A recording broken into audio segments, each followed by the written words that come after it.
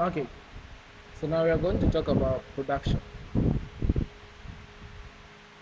So now we are going to start with the definition of production. So when we talk of production, it is just the transformation of existing resources into new products or services. So if there is a resource, okay, there is a raw material, and you are able to transform this raw material into a new product or a service, then the process of doing that is what we refer to as production. And for instance, if we have a restaurant, okay, when you walk to a restaurant, in the restaurant we have a chef, and this chef over here is the labor. Okay, the chef is the labor, and the chef puts together maybe skills that she has acquired from training and maybe schooling and those things. So she applies some skills together with some ingredients, some utensils, maybe the chicken, the fish, puts together all these things. Okay, so the chef puts together all these things over here. So these are the raw materials, these are the resources, right? So put together all these things over here to come up with an output. Okay, so the process of having to put together all these things over here to come out with this output over here is what we refer to as production. Okay, so it is a transformation of existing resources. So all these things over here, they are inputs. Okay, the resources that we put together to come up with the food that we are being served in the restaurant is what we refer to as production. Now, with production, we'll be looking at the time periods that are related to or associated to production. So we will start with the market period, which is the very short run. Then we move on to the short run. Then we talk about the long run. And finally, we talk about the very long run. So let us start with the market period. So when we talk of the market period, it is a period where all the factors of production or all the inputs that are used in production are fixed. So when you look at the definition of the production, all these things over here, all these things over here are referred to as the inputs. So you put together all these inputs over here, right? That is the factors of production. So you put together all these factors over here.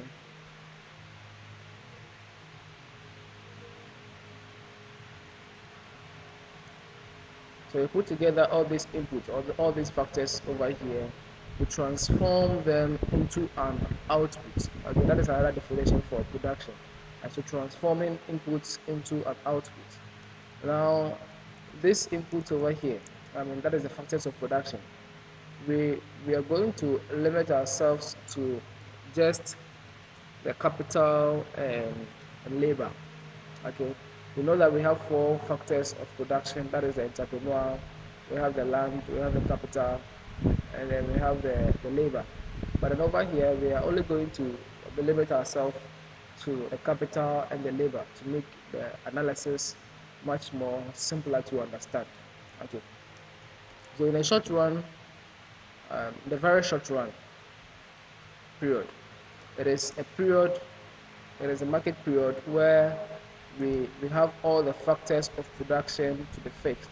So in this period over here, you cannot change any of the factors that is being used in production. So if I'm considering my capital and labor over here as the only two factors that are used in production, or the only two the inputs that are used in production, then the very short one is going to be the time period where I cannot make any changes to the capital, or I cannot make any changes to the labor.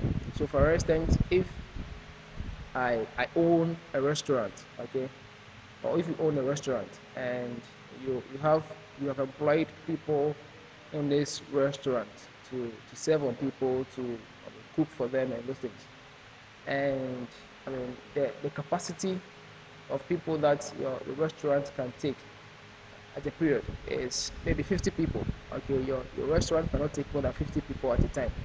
So I mean, all the time you prepare food for 50 people.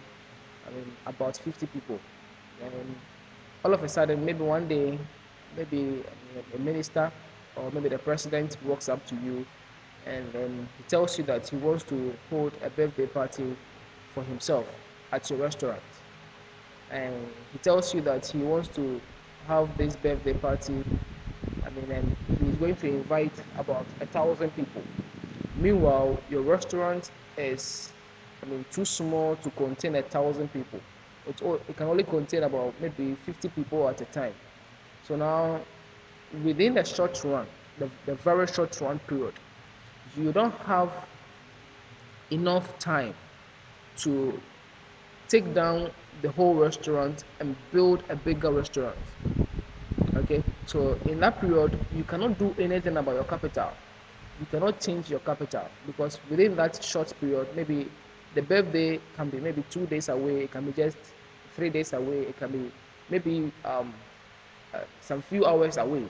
So within that short time, you cannot, I mean, break down your whole restaurant and build it in 3 days. And within that time, it might not also be enough time for you to go back and hire more chefs to maybe serve or to cook for these people. So I mean, with a very short one, you don't have the liberty to make any changes to your output, so your input. So in this period, every factor of production is fixed. In this case, your capital is fixed, your labor is also fixed. So this is like maybe you already have your goods or your services already in the market. So you cannot make any changes to the product that you have already sent to the market. Okay, you don't have enough time to make any changes to the factors of production. That is what we refer to as the very short run. So all the factors of production or all the inputs that you use for your production are fixed. Now,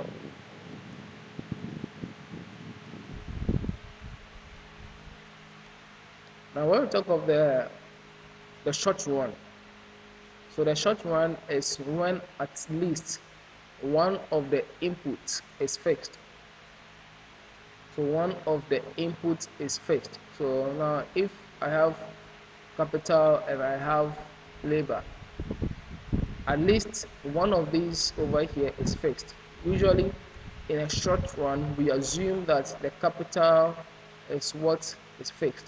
Okay, so in a short run, the capital is fixed and the labor is variable. So it means that within this period, that is in a short run period, at least if we are given some time with the birthday scenario, if we are given some time, I mean, we can hire more chefs to maybe cook the food for the 1,000 people. Okay, so within the time period where we can make changes to our labor, we can either add people to the number of people that are already there or subtract from it, but usually we add.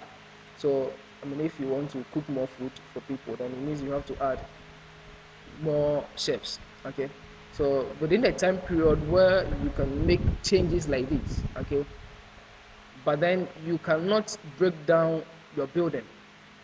That period is what we refer to as as the short run. Okay, we're talking about this, the second one, the short run. So the time period where you can make changes to your labor, and then but then you cannot make any changes to your capital, then you are said to be in the short run period. Now, when we talk of this period over here, so whether it is the short run, the very short run, the long run, or the very long run, it is not associated with any day or month or years. So you cannot say that the short run is maybe 2 days or 5 days or 10 days or maybe 10 years or 20 years. So it depends on the situation at hand. It depends also on the firm. Okay, so with a time period over here, it is not 2 days, it is not 3 days. So you cannot say that very short one is maybe 2 days, then a short one will be maybe 10 days, then a long one will be maybe 20 days, and a very long one will be maybe 100 days. No. So it is not related to days. Okay. So it is the time period where at least one input is fixed. That is the short run. Then we move on to the long run. So with the long run, it is the time period where all the inputs can change. So within this time period over here, we can make changes to our building, we can make changes to the chefs or the labor. So within this time period, maybe we are given enough time period to maybe break down the building, build a bigger building that will be able to contain about the 1,000 people that will be invited for the birthday party. So within that time period where we will be given, or the time period that will be given to us to make these changes, then we say that we are in the long run, because we have enough time to break down the building, build a new building. That is, we have time to change the capital, and we also have time to hire more chefs. That is the labor. Okay, so within that time, we are said to be in the long run. And I repeat, it is not related to days or months or years. So when we talk of the long run, it is when all the inputs for production, or when all the factors of production can change. So in this case, we are limiting ourselves to just the capital and the labor. So when you can make changes to the capital and the labor, then we can talk about the very long run. So the very long run, in the very long run period, all the inputs can change, just like the long run period. But then with the very long run, there is an extra factor in there, that is technology. Okay,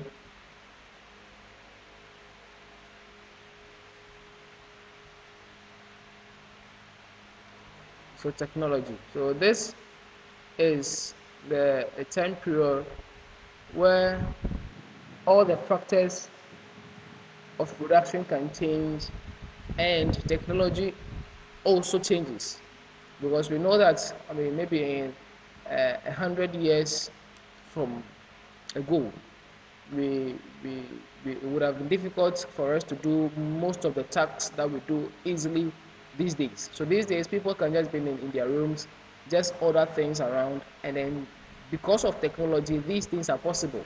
Okay, and it is making production more efficient and effective. Okay, so because of technology, we have been able to be more productive as human beings. We are able to produce more these days.